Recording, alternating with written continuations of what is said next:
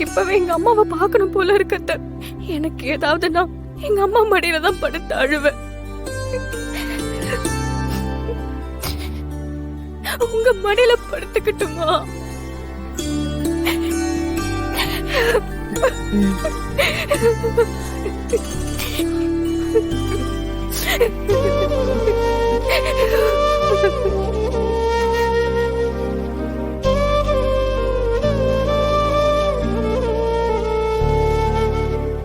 எனக்கு பயமா இருக்குங்க. நான் என்ன தப்பு செஞ்சேனே தெரியல. நீ எந்த தப்பும் செய்யலமா. அத்தையோட குணம் அப்படிதான். கல்யாணத்துல நடந்த விஷயத்தெல்லாம் மனசுல வச்சுக்கிட்டு தான் அவங்க இப்படி பண்றாங்க.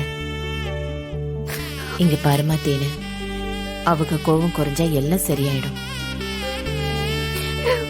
போக போக அத்தை உன்னை புரிஞ்சுப்பாங்க.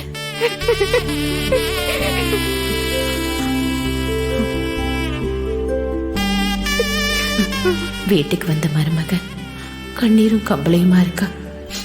என்னால ஒண்ணும் பண்ண முடியலையே.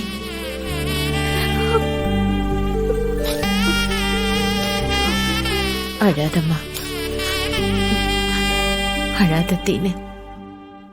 இங்க யாரும் உனக்கு இல்லைன்னு நினைக்காத. மனோ இருக்கான், அவன் உன்னை நல்லா பார்த்துப்பான். நான் உனக்கு இருக்கேன். நான் உன்னை என் பொண்ணு மாதிரி பார்த்துப்பேன். அத்தை பேசினதை நீ மனசுல போட்டுக்காத. உன் நல்ல மனசு அவங்களுக்கு புரியும் போது அவங்க உன்கிட்ட நல்லபடியா நடந்துக்குவாங்க.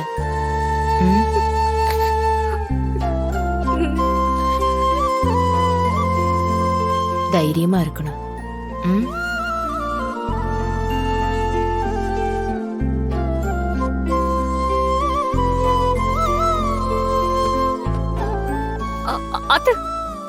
அது ஏன் புடவை? இருக்கட்டும்மா. அதையே எடுக்கிறியா? அத நான் துவைக்கணும். நான் துவைக்கதான் இதை எடுத்துட்டு போறேன். நேத்து இந்த புடவை பூரா மண்ணாயிடுச்சுல, நான் துவைச்சு போட்டுடுறேன். அது வேண்டாம். என் பொண்ணு கையில் துணியை நான் தானே துவைக்கிறேன். நீயும் என் பொண்ணு தானே. நான் துவைச்சா என்ன? இல்லத்த, ஏன் புடவைய நீங்க? அதெல்லாம் நான் பாத்துக்கிறேன். நீ கொஞ்ச நேரம் ரெஸ்ட் எடு. ஐயோ அத்தை,